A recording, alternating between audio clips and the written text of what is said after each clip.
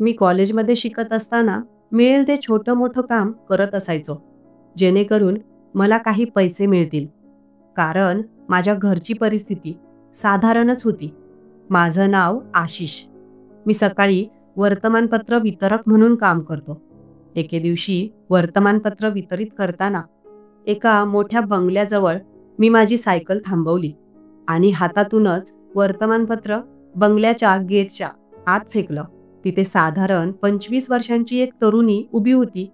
ती मला लगेच म्हणाली, "वर्तमानपत्र असं फेकून का देता?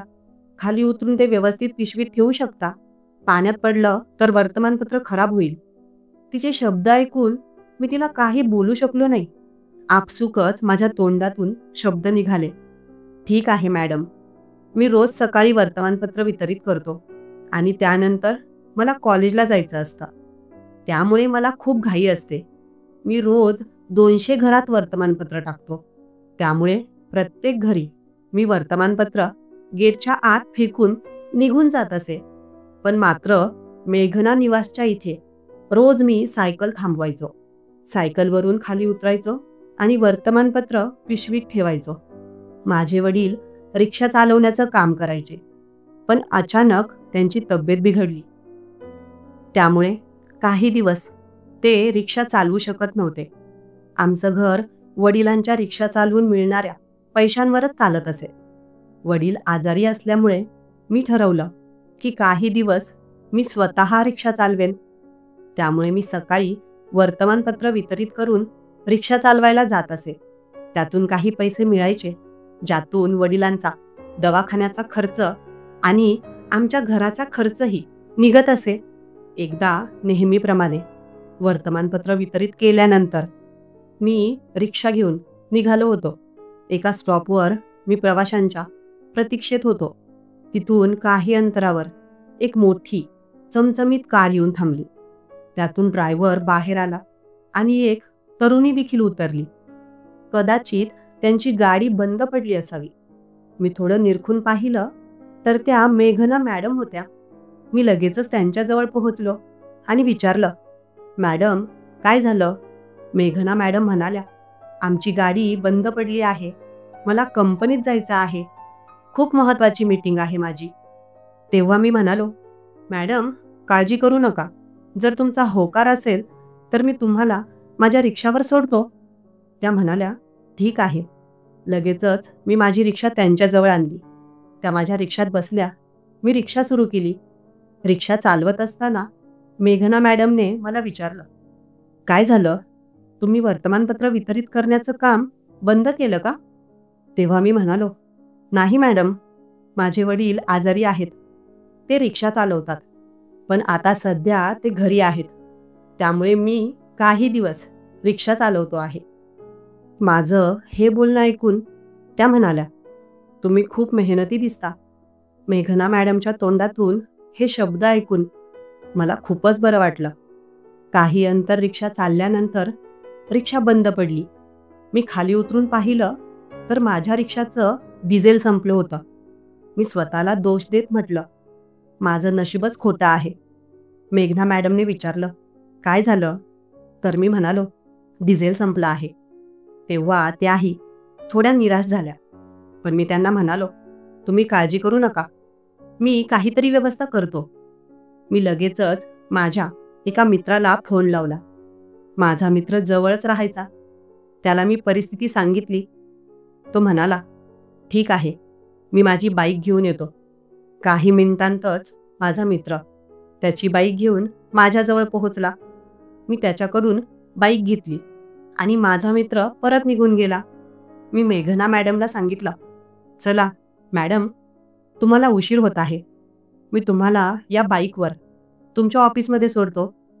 तेव्हा मेघना मॅडमने विचारलं, "ही बाईक कोणाची आहे?" तर मी सांगितलं, "ही बाईक माझ्या मित्राची आहे." "ठीक आहे, बसते." त्यांनी त्यांचा ड्रेस सांभाळला आणि मुलांप्रमाणे दोन्ही पाय टाकून माझ्या बाईकवर मागे बसल्या. रस्ता थोडा खराब होता. मी सांगितलं, "रस्ता थोडा खराब आहे. व्यवस्थित सांभाळून बसा."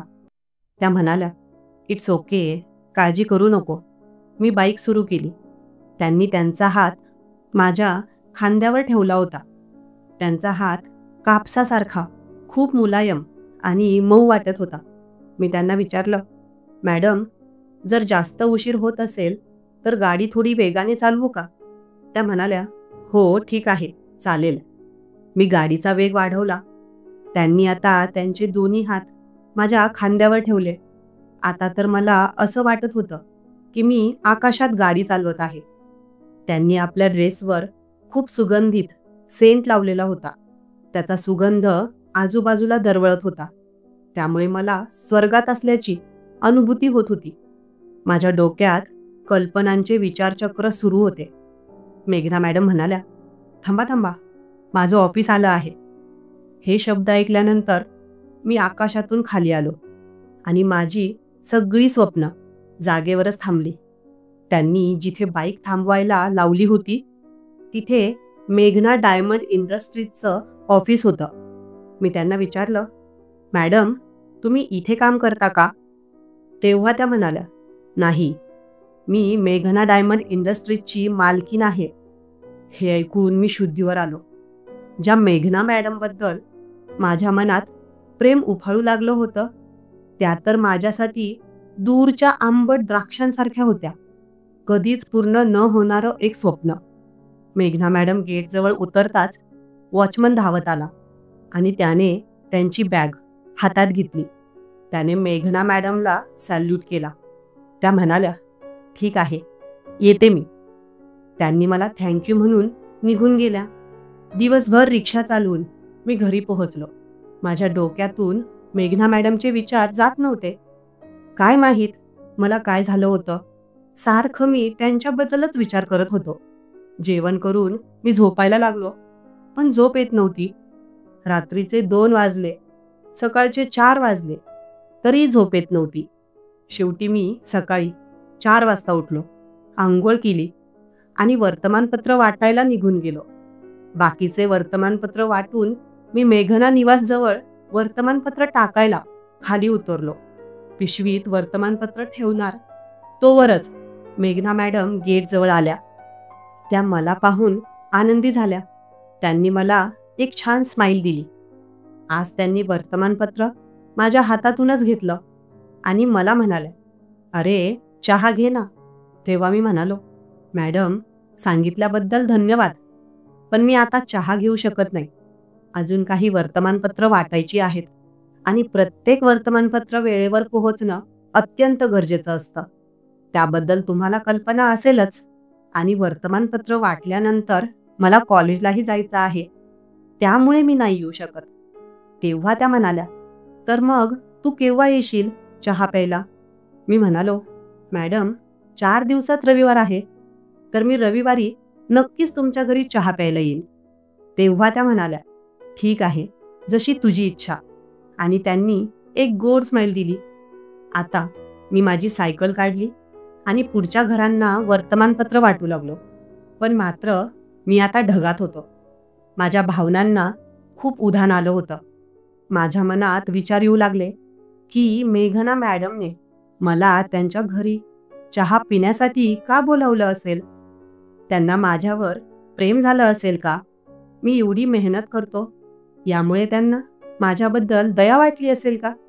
की मग जसं मला त्यांच्याबद्दल प्रेम वाटू लागलं तसंच त्यांनाही माझ्याबद्दल प्रेम वाटू लागलं असेल का? असे प्रश्न माझ्या मनात उकळून येत होते. मी वर्तमानपत्र वाटली आणि घरी जाऊन कॉलेजला निघालो. कॉलेजनंतर घरी आलो. जेवण झाल्यावर झोपायला लागलो. पण झोप कुठे येत होती? मेघना मॅडमचा चेहरा डोळ्यासमोर फिरत होता आणि त्यांची ती गोड स्माईल. मेघना मॅडमने स्वतःहून मला चहासाठी विचारलं होतं, पण मीच 4 दिवसांची तारीख त्यांना दिली. काय गरज होती मला? उद्या वेळ काढून जाता आलं असतं. आता तर रात्र निघतच नाहीये. किती आहे ही मोठी रात्र? झोप लागत नाहीये. काय करावं? खूप रात्री उशिरा मला झोप लागली. दुसऱ्या दिवशी उठून मी परत वर्तमानपत्र वाटायला निघालो. एक वर्तमानपत्र वाटत होतो आणि जसं मेघना निवासजवळ पोहोचत होतो तशी माझ्या हृदयाची धडधड वाढत होती.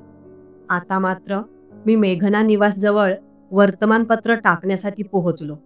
मी सायकल गेट समोर लावली आणि वर्तमानपत्र घेऊन गेट जवळ गेलो आणि पिशवीत वर्तमानपत्र टाकलं. पण मेघना मॅडम मात्र मला दिसल्या नाहीत. मी घाईत होतो, त्यामुळे वर्तमानपत्र टाकून निघून गेलो. मला थोडी आशा होती की मेघना मॅडम मला नक्की भेटतील, पण आज माझ्या नशिबाने माझी साथ दिली नाही. आता पुढचे 3 दिवस मी वर्तमानपत्र टाकले, पण मेघना मॅडम मला गेटवर भेटल्या नाहीत. असो, रविवारी मी फटाफट सर्व वर्तमानपत्रे वाटली आणि मेघना निवासजवळ वर्तमानपत्र घेऊन गेलो. आज मेघना मॅडमने मला चहा पिण्यासाठी बोलावले होते. मी खूप उत्साहात होतो. माझ्या अपेक्षा आणि इच्छांना तर काही मर्यादाच राहिल्या नव्हत्या. मी वर्तमानपत्र घेऊन मेघना निवासजवळ पोहोचलो. गेट उघडले, आतमध्ये पिशवीतून वर्तमानपत्र टाकले आणि पहिल्यांदाच मी गेटच्या पुढे जात होतो. घराच्या मुख्य दरवाजाजवळ वॉचमन बसला होता. त्याने मला विचारले, "काय पाहिजे? काय हो तुम्हाला?" तेव्हा मी सांगितले की मेघना मॅडमने मला चहा पिण्यासाठी बोलावलं आहे. तेव्हा तो वॉचमॅन म्हणाला, "अरे, तू वेडा झाला आहेस का? तुला कधी सांगितलं मेघना मॅडमने?" मी सांगितलं, "4 दिवसांपूर्वी." तेव्हा मात्र तो वॉचमॅन माझ्याकडे पाहून निराश झाला. वॉचमॅन म्हणाला, "मेघना मॅडम 3-4 दिवसांपासून दवाखान्यात ॲडमिट आहेत." मी विचारलं, "काय झालं त्यांना?" तो म्हणाला, "त्यांची किडनी." मी त्याला जास्त काही बोलू दिले नाही आणि लगेच त्याच्याकडून त्या दवाखान्याचा पत्ता घेतला आणि दवाखान्यात पोहोचलो. दवाखाना खूप मोठा होता. मी रिसेप्शनवर विचारले, "मेघना मॅडम कुठे ॲडमिट आहेत?" तर त्यांनी मला रूम नंबर सांगितला. मी त्या रूमकडे गेलो. रूमच्या बाहेर खूप मॅनेजर लोक उभी होती. ती मेघना मॅडमचेच कर्मचारी असावेत. ते आपापसात काहीतरी चर्चा करत होते. तेव्हा मी तिथून पाहिले, पण मला मेघना मॅडम दिसल्या नाहीत, कारण त्यांना ICU मध्ये ठेवण्यात आलं होतं. काही वेळ त्यांच्या चर्चा ऐकून मला कळालं की मेघना मॅडमची किडनी खराब झाली आहे आणि अचानक त्यांची तब्येत बिघडल्यामुळे त्यांना दवाखान्यात ॲडमिट केलं आहे. पण कोणीही किडनी दान करणारा व्यक्ती मिळत नाहीये. त्यामुळे मेघना मॅडमची तब्येत गंभीर आहे. सगळीकडे किडनी दान करण्याचा शोध घेतला जात आहे, पण एवढ्या तात्काळ कोणीच मिळत नाहीये. त्यामुळे सगळे कर्मचारी खूप चिंतेत आहेत. त्यावेळी मी तिथे उभ्या असलेल्या मेघना मॅडमच्या एका कर्मचाऱ्याजवळ गेलो आणि त्यांना म्हणालो, "मी माझी किडनी द्यायला तयार आहे." तेव्हा त्यांचं लक्ष माझ्याकडे नव्हतं, पण माझ्या वाक्यातले काही 2-3 शब्द त्यांच्या कानावर पडले असावेत. त्यामुळे ते आता माझ्याकडे खूपच सावध नजरेने पाहू लागले आणि परत विचारले, "काय म्हणालास तू?" मी बोललो, "मी मेघना मॅडमला किडनी द्यायला तयार आहे." तेव्हा त्या कर्मचाऱ्यांनी सगळ्यांना या गोड बातमीबद्दल सांगितले. सगळे कर्मचारी खूप आनंदी झाले. त्यावेळेस मेघना मॅडमच्या एक मॅनेजर माझ्या जवळ आले आणि ते मला म्हणाले, "तुम्ही मॅडमला किडनी देण्यासाठी तयार झालात, याबद्दल आम्ही तुमचे आभारी आहोत आणि किडनीबद्दल तुम्हाला बक्षीसही दिले जाईल. 10 लाख रुपये तुम्हाला रोख दिले जातील आणि अजून काही लागले तर तुम्ही बिनधास्त सांगू शकता." मी लगेचच त्या मॅनेजरला उत्तर दिलं, "सर, मी माझी किडनी पैशांसाठी नाही देत आहे, तर मी माझी किडनी मेघना मॅडमसाठी देत आहे." मी पैसे घेण्यास साफ नकार दिला. मग काही वेळाने तिथल्या मोठ्या डॉक्टरकडे मला नेण्यात आले. त्या डॉक्टरांनी माझ्या काही वैद्यकीय तपासण्या केल्या आणि त्यांनी हिरवा सिग्नल दिला की हा मुलगा किडनी दान करू शकतो. काही वेळातच मला ICU मध्ये ॲडमिट करण्यात आले. मला काही इंजेक्शन्स टोचण्यात आली. आजूबाजूला काही डॉक्टरांच्या आणि लोकांचे आवाज ऐकू येत होते. मात्र काही वेळाने सगळे आवाज बंद झाले आणि माझा डोळा कधी लागला मला कळालंच नाही. काही वेळानंतर जेव्हा मला जाग आली, तेव्हा मी पाहिलं की माझ्या शेजारी मेघना मॅडमचा बेड होता आणि मी तिथे झोपलो होतो. मला थोडंसं माझ्या ओटीपोटात वेदना होत होत्या. जशी मला जाग आली डॉक्टर माझ्याकडे पोहोचले. त्यांनी मला अजून काही इंजेक्शन्स दिली आणि सलाईनही लावले. तिथल्या मोठ्या डॉक्टरांनी मला विचारलं, "कसं वाटतंय तुम्हाला?"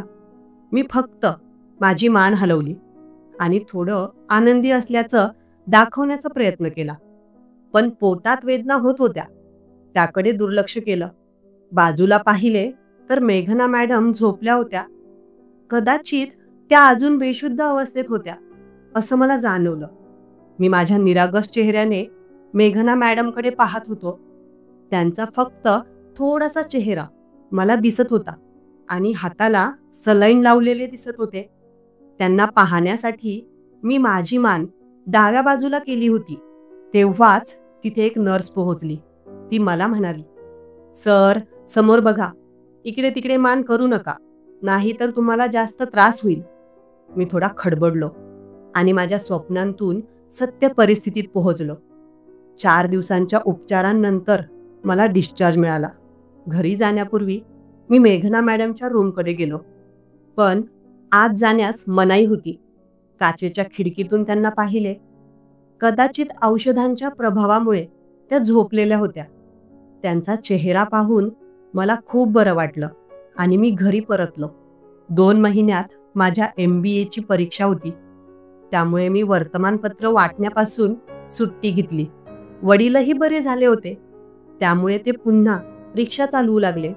मी 2 महिने घरी आराम केला आणि चांगला अभ्यास केला. MBAच्या अंतिम परीक्षेत मला चांगले गुण मिळाले. आमच्या कॉलेजमध्येच अदानी स्टील ग्रुपमध्ये माझे कॅम्पस सिलेक्शन झाले आणि मला तिथे प्रोडक्शन मॅनेजर म्हणून नेमण्यात आले. मला आकर्षक पॅकेज देण्यात आलं. त्यामुळे मी खूप खुश होतो. आता आई वडिलांनाही मदत होणार होती. मी आईसाठी घरकामासाठी बाई लावून दिली. त्यामुळे ते दोघेही माझ्यावर खूप खुश होते. कंपनीने मला राहण्यासाठी फ्लॅट आणि कामासाठी मोठी 4 चाकी गाडी दिली होती. 3 महिन्यांतच मी कंपनीतील सर्व प्रोडक्शन संबंधित कामं शिकून घेतले आणि नवनवीन प्रयोग करू लागलो. कंपनीचे मुख्य मॅनेजरही मला समर्थन देऊ लागले आणि माझे प्रयोग यशस्वी ठरू लागले. त्यामुळे वर्षाच्या अखेरीस अदानी स्टील ग्रुपने खूप चांगला व्यवसाय केला. अदानी स्टील ग्रुप हे मेघना डायमंडपेक्षा छोटी कंपनी होती. पण वर्षाच्या अखेरीस त्यांनी मेघना इंडस्ट्रीजलाही मागे टाकले. मेघना इंडस्ट्रीज मोठी असली तरी यावर्षी त्यांचा व्यवसाय कमी झाला होता आणि त्यांच्या वार्षिक उलाढालीतही खूप फरक आला होता.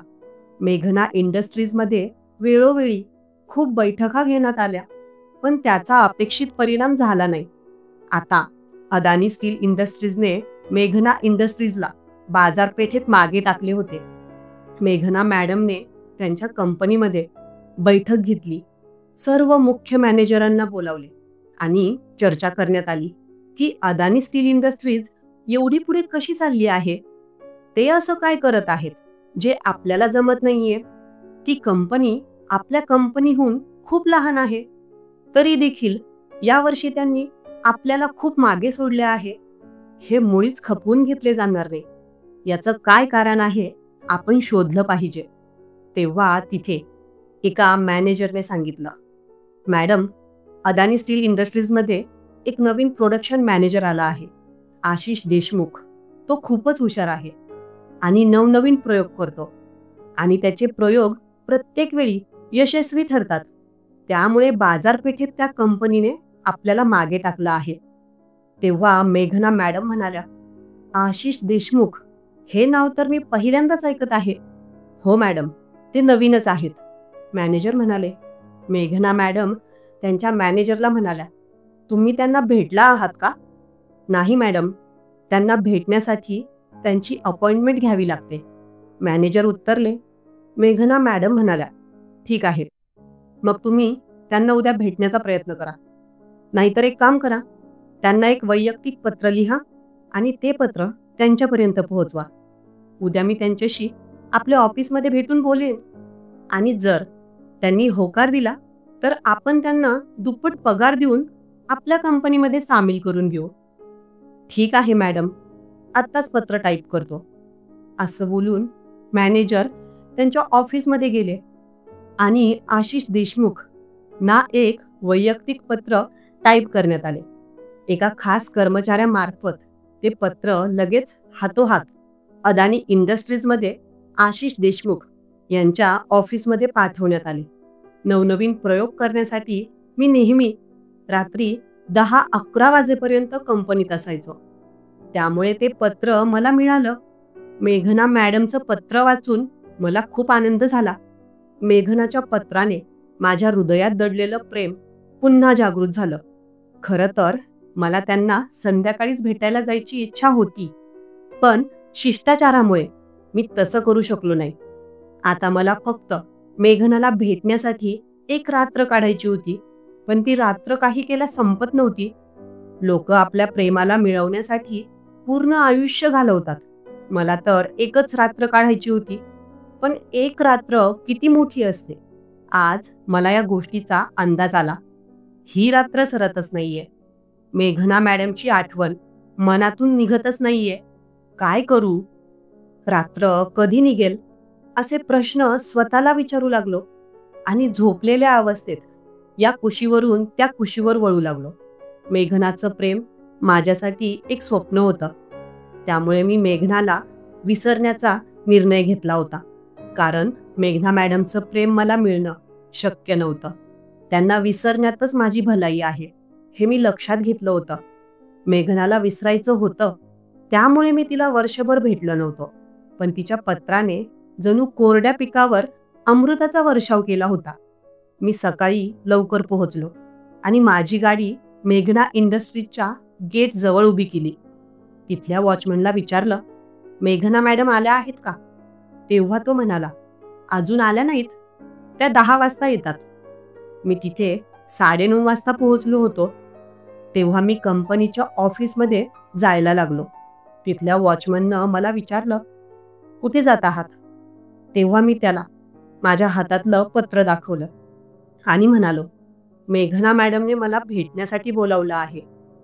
तेव्हा तो म्हणाला, ठीक आहे, तुम्ही वेटिंग रूममध्ये बसून त्यांची वाट पाहू शकता. पण मी वेटिंग रूममध्ये न बसता गेटवरच थांबण्याचं ठरवलं. 10:15 एक चमचमती कार जवळ येताना दिसली. ती कार गेटजवळ थांबली. त्यातून मेघना मॅडम बाहेर आल्या. वॉचमननं लगेच गेट उघडलं आणि मेघना मॅडमच्या हातातली बॅग घेतली. मेघना मॅडमचं लक्ष माझ्याकडे गेलं. तेव्हा मेघना मॅडम हसत माझ्याकडे पाहून म्हणाल्या, अहो तुम्ही इथे का उभे आहात? मी म्हणालो, मी तुम्हाला भेटायला आलो आहे. तेव्हा त्या म्हणाल्या, इतक्या दिवसांनी तुला माझी आठवण कशी आली? मी म्हणालो, तुमच्यावर एक चहा उधार होता. आज तुम्हाला कर्जातून मुक्त करण्याचा विचार आहे. तेव्हा त्या म्हणाल्या, हो नक्कीच, चहा तर मिळेलच आणि नाश्ताही. चला ऑफिसमध्ये जाऊन बोलूया. मग मी मेघनाच्या मागे मागे जाऊ लागलो. आम्ही दोघं ऑफिसमध्ये पोहोचलो. त्यांनी मला सोफ्यावर बसायला सांगितलं. त्याही तिथेच बसल्या. मग त्यांनी एका कर्मचाऱ्याला आवाज देऊन सांगितलं, चहा आणि नाश्ता आणा. मेघना माझ्याकडे पाहत म्हणाली, मग काय, कसे आहात? इतके दिवस झाले भेटलाच नाहीत. वर्तमानपत्र टाकण्याचे काम बंद केले का? आता पेपर द्यायला तुम्ही येत नाहीत, तुमच्या जागी दुसरा कुणी येतो? मी उत्तरलं, होय मॅडम, पेपर टाकण्याचे काम सोडले आहे. मग काय, ऑटो वगैरे चालवता का? तिने विचारलं. नाही मॅडम, माझ्या वडिलांचा ऑटोही विकला. मी म्हणालो. तेव्हा समोरच्या टेबलावर चहा, नाश्ता आणि काही बिस्किटे ठेवून कर्मचारी ऑफिसमधून बाहेर गेला. आम्ही दोघांनी चहाचे कप उचलले आणि चहा पिऊ लागलो. चहाचा घोट घेताना मेघना मॅडमने मला विचारलं, तू मला सांगितलं नाहीस की आजकाल तू काय काम करतोस? काही काम नसेल तर सांग, मी तुला पूर्ण मदत करीन. अरे हो, तुझं नाव काय आहे? आजपर्यंत तू मला तुझे नावही सांगितले नाहीस. मी बोललो, मॅडम, तुम्ही मला कधी विचारलंच नाही. मी पुढे काही बोलायच्या आधीच त्यांच्या कंपनीचे जनरल मॅनेजर ऑफिसमध्ये आले आणि मला पाहून काहीसे आश्चर्यचकित झाले. जनरल मॅनेजरला पाहताच मेघना मॅडमने विचारले, तुम्हाला आशिष देशमुखचा काही मेसेज आला का?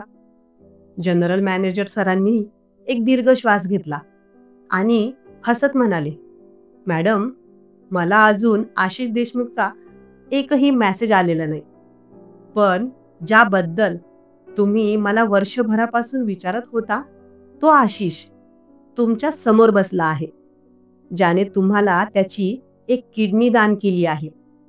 त्यावेळी हॉस्पिटलमध्ये त्याने आशिष नावाने नोंद केली होती.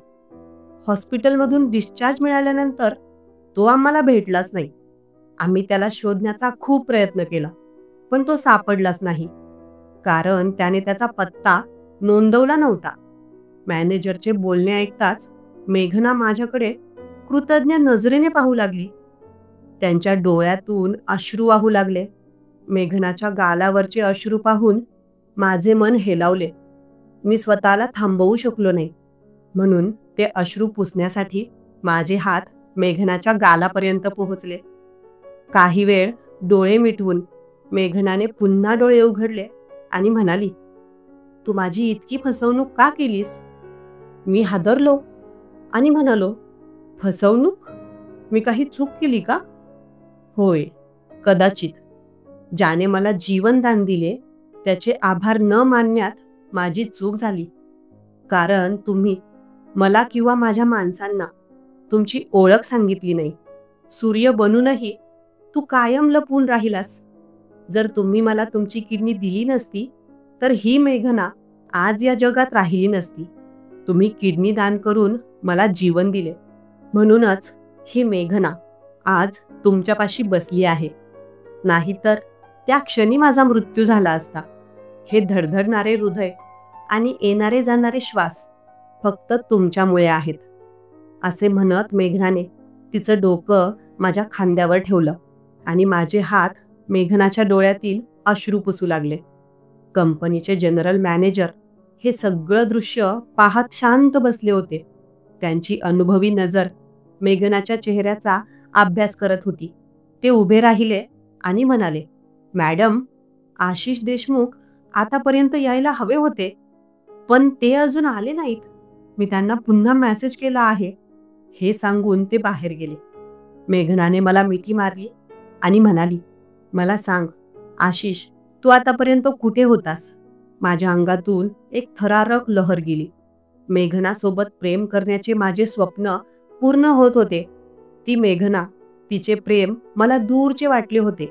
मी खूप नशीबवान होतो की मेघना सुद्धा माझ्यावर प्रेम करू लागली होती. मेघनासमोर मी फक्त एक सामान्य मुलगा होतो आणि ती एका कंपनीची मालक. किडनी दान केल्यानंतर वर्षभरात तू माझ्याकडे का आला नाहीस? मेघनाने विचारलं. मी माझी किडनी देऊन काही उपकार केले नव्हते आणि ते व्यक्त करण्यासाठी मी तुझ्याकडे आलो नव्हतो. माझ्या मनाने तुझ्यावर प्रेम केले होते. त्या प्रेमासाठीच मी माझी किडनी तुला दिली होती. मी काही कामात व्यस्त होतो, म्हणून तुझ्याकडे येऊ शकलो नाही. काय काम करतोस तू? वर्तमानपत्र वाटणे तर सोडून दिले आहेस ना? मी अदानी स्टील इंडस्ट्रीजमध्ये काम करतो. अरे, तू माझ्याकडे येऊ शकला असता. मी तुला माझ्या कंपनीत चांगली नोकरी दिली असती. मला कॉलेज कॅम्पसमधूनच नोकरी मिळाली. मी तिथे प्रोडक्शन मॅनेजर आहे. Production manager? तू आशिष देशमुख तर नाहीस ना? होय, माझे नाव आशिष देशमुख आहे. आशिष देशमुख हे नाव ऐकताच मेघनाचा आनंद गगनात मावेनासा झाला. तिने आनंदाने किंचाळत मॅनेजरला बोलावले. मेघना किंचाळली आणि एकूण मॅनेजरसह इतर विभागाचे व्यवस्थापक आणि कर्मचारी धावत आले. आनंदाने वेडी झालेली मेघना मॅनेजरला म्हणाली, काका, आपल्याला ज्या आशिषची गरज होती तो अपेक्षेपेक्षा कितीतरी पटीने चांगला निघाला. आज आपल्याला एक नाही तर 2 आशिष देशमुख मिळाले आहेत. असं बोलताच मेघनाने मला सर्वांसमोर मिठी मारली आणि माझ्या आयुष्याची खरी कथा इथून पुढे सुरू झाली. आमच्या आनंदाला पारावर उरला नाही. आता माझं प्रेम मला मिळालं. मेघना आणि मी दोघे एकमेकांना भेटून खूप खूप आनंदी झालो. मी अदानी स्टील ग्रुप कंपनीत रिझाईन करणार होतो, पण कंपनीचे मालक म्हणाले की तुम्ही आम्हाला सोडून जाऊ नका, तुम्हाला काय हवं ते सांगा. खरं तर मला पैशाची काही लालूच नव्हती, पण अदानी स्टील ग्रुपने मला ओळख दिली होती, माझी स्वतःची. त्यामुळे जर त्यांची परवानगी नसेल किंवा ते खुश नसतील, तर त्यांना सोडून जाणं मलाही योग्य वाटत नव्हतं. मी अदानी स्टील ग्रुप कंपनी सोडली नाही. मेघना माझ्या या निर्णयाशी सहमत होती. ती माझ्या निर्णयासोबतच होती. मी मेघनाला वेळोवेळी मदत करू लागलो. मेघनाचा जो स्टाफ आणि मेन कमिटी होती, त्यांना सल्ला देऊ लागलो आणि त्या पद्धतीने ते देखील त्यांच्या कंपनीमध्ये प्रगती करू लागले. हळूहळू मेघना डायमंड इंडस्ट्री देखील प्रगती करू लागली. त्यासोबतच मेघना आणि माझं प्रेम पुढे जाऊ लागलं. मेघनाच्या कंपनीलाही भरघोस प्रतिसाद मिळू लागला. त्या अनुषंगाने तिने कंपनीच्या स्टाफसाठी एक पार्टी ठेवली. वर्कर्ससाठीही पार्टी होती, पण ती कंपनीतच झाली आणि सगळ्यांना भेटवस्तू देखील वाटण्यात आल्या. स्टाफने मेहनत घेतली आणि सोबतच मी देखील त्यांना वेळोवेळी सल्ला देत गेलो होतो. त्यामुळे छान अशी एका मोठ्या हॉटेलमध्ये स्टाफसाठी पार्टी ठेवण्यात आली. संध्याकाळी 6 वाजता पार्टी होती. मेघनाने मला खास करून लवकर बोलावलं होतं.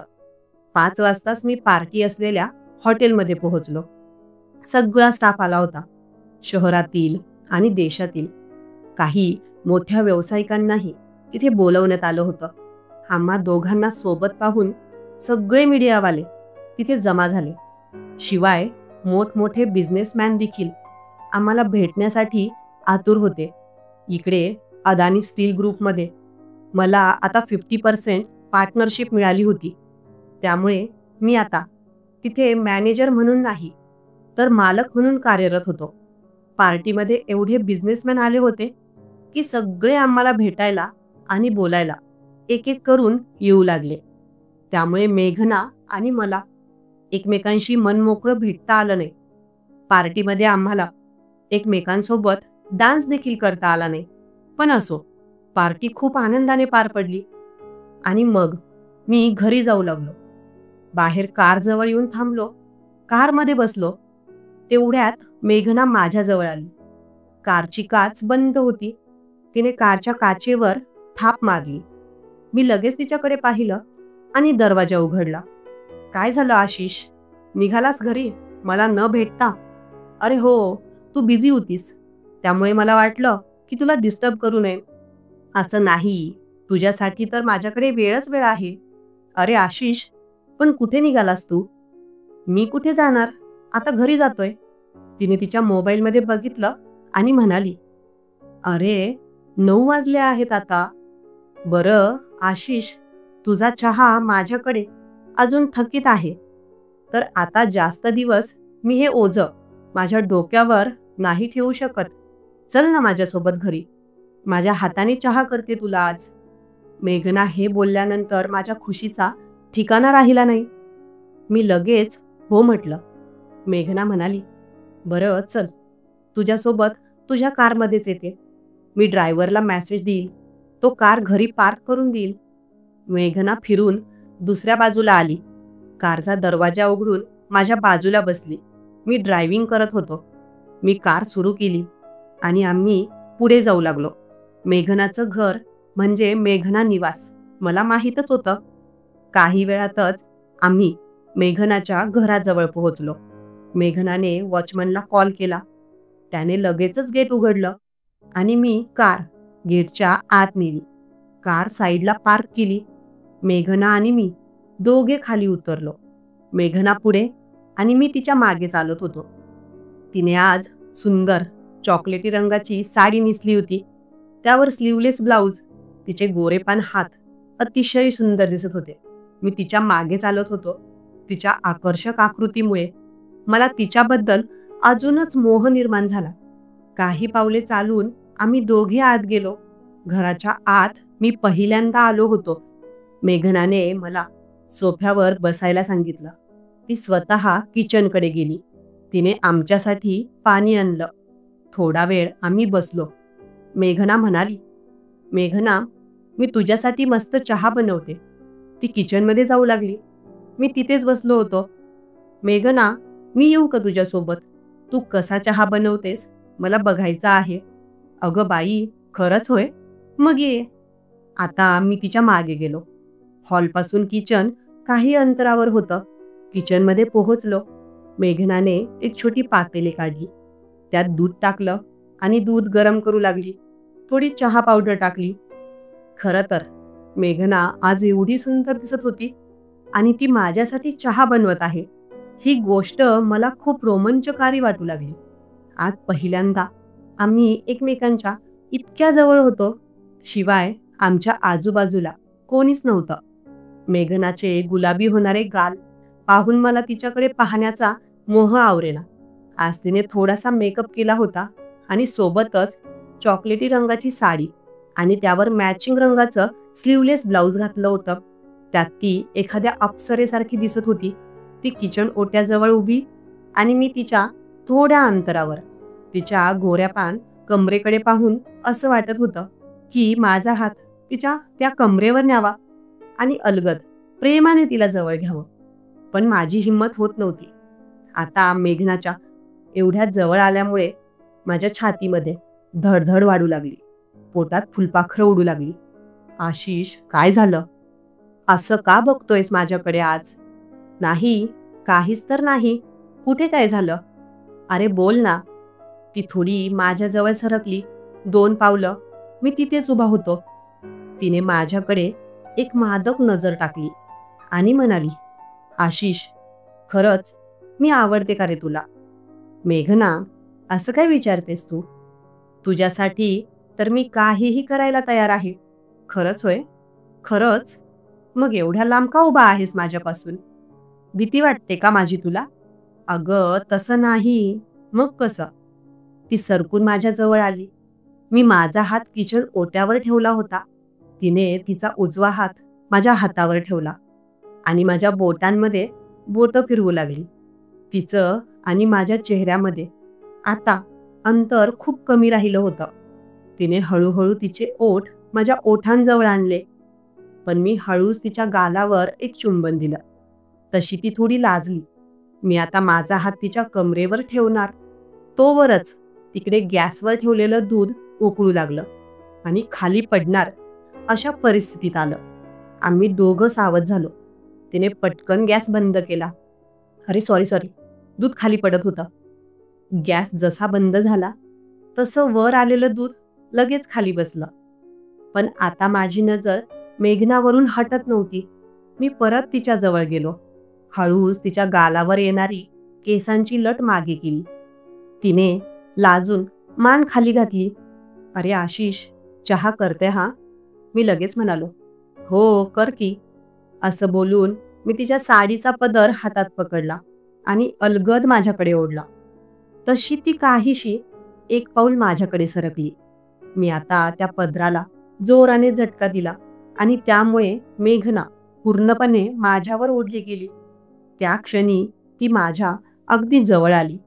मी एक हात तिच्या कमरेवर नेला आणि तिला अलगद धरलं. आता आम्ही एकमेकांच्या डोळ्यात डोळे टाकून पाहत होतो.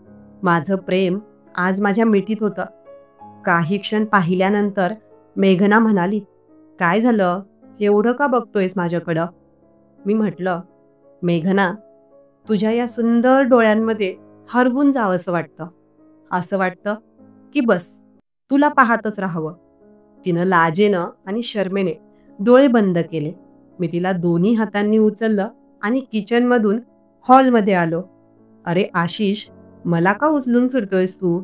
ती म्हणाली, मग काय, माझी राणी आहेस तू, उचलू नको का तुला? मी हसत बोललो, असं नाही पण. ती लाजून म्हणाली, मग कसं मेघना? बेडरूम कुठे आहे तुझी? तिने फक्त बोटाने उजव्या बाजूला इशारा केला. मी लगेचच तिकडे जाऊ लागलो. मेघनाला मी दोन्ही हातांनी उचलून पकडलेलं होतं. तिने डोळे बंद केले होते. अधूनमधून डोळे उघडून माझ्याकडे पाहायची. काही पावलं चालून मी बेडरूमच्या दाराजवळ पोहोचलो. एका हाताने बेडरूमच्या दाराची कडी उघडली आणि तिला घेऊन आत गेलो. दरवाजा ऑटोमॅटिक होता. जसे आम्ही आत गेलो, दरवाजा आतून आपोआप बंद झाला. रूमच्या आत खूप अंधार होता. मेघना, बल्ब सुरू करू का? बटन कुठे आहे? तिने लगेच सांगितलं. तुझ्या डाव्या बाजूला. मी डाव्या हाताने बल्बचं बटन दाबलं आणि रूममध्ये लख्ख प्रकाश पडला. काही पावलं चालून आता बेडजवळ पोहोचलो. मी मेघनाला बेडवर बसवलं. मीही तिच्या बाजूला बसलो. आता तर फक्त आमचे डोळे बोलत होते आणि आमच्या भावना. मी अलगद तिच्या केसांना बाजूला करत तिचा चेहरा हातात घेतला. परत आमच्या दोघांचे ओठ एकमेकांजवळ येऊ लागले. तिने माझ्या ओठांवर ओठ ठेवले. पहिल्यांदा मेघना आणि मी चुंबन घेऊ लागलो.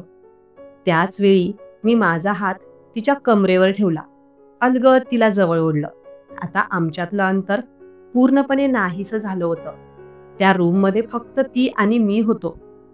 माझी सुंदर मधुबाला माझ्या मिठीत होती. माझं प्रेम आज मला मिळालं होतं. मेघना देखील मला तेवढंच प्रेम करते. हीच भावना माझ्यासाठी खूप सुखद होती. आता मेघना आणि मी तिथेच पलंगावर लोळलो. कशाचंही भान न ठेवता आम्ही एकमेकांसोबत प्रेम व्यक्त करू लागलो. आम्ही दोघे असे एकरूप झालो की जसं दुधात पाणी टाकल्यावर कळत नाही की दूध कोणतं आणि पाणी कोणतं, तसंच आता मेघना आणि मी एकमेकात सामावून गेलो. मेघना आणि मी फक्त मनानेच नाही तर त्या दिवशी शरीरानेही एक झालो. प्रिय मित्रांनो, प्रेम हे केवळ शारीरिक आकर्षणापुरते मर्यादित नसते. जेव्हा दोन मनं एकमेकांना समजू लागतात, हृदयाच्या भावना ओळखू लागतात, परस्परांचा आदर करतात आणि एकमेकांचा स्वभाव, आवडीनिवडी तसेच आयुष्यातील ध्येयांची जाणीव ठेवतात, तेव्हाच खऱ्या प्रेमाचा खरा अर्थ उलगडतो. असं प्रेम केवळ क्षणिक नसते, तर ते आयुष्यभर टिकणारे आणि काळाबरोबर अधिक सुंदर होत जाणारे असते. आजकाल अनेक नवरा बायको एकत्र राहतात, पण त्यांच्यात सतत भांडणं किंवा मतभेद दिसून येतात. खरं तर नवऱ्याने आपल्या पत्नीला आणि पत्नीने आपल्या नवऱ्याला समजून घेणं अत्यावश्यक आहे. प्रेमामध्ये समजूतदारपणा असेल तर गैरसमज दूर होतात आणि नात्यातील बंध अधिक दृढ होतात. नातं टिकवायचं असेल तर प्रेमाबरोबरच समजूतदारपणा आणि सहनशीलता महत्त्वाची असते. प्रत्येक माणूस चुका करतो, कारण कोणीही परिपूर्ण नसतं.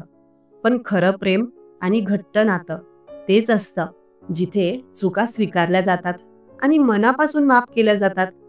नवीन पिढीने प्रेम करताना केवळ शारीरिक आकर्षणावर थांबू नये, तर समोरच्या व्यक्तीच्या बुद्धिमत्तेवर, विचारसरणीवर आणि कर्तृत्वावर प्रेम करावे.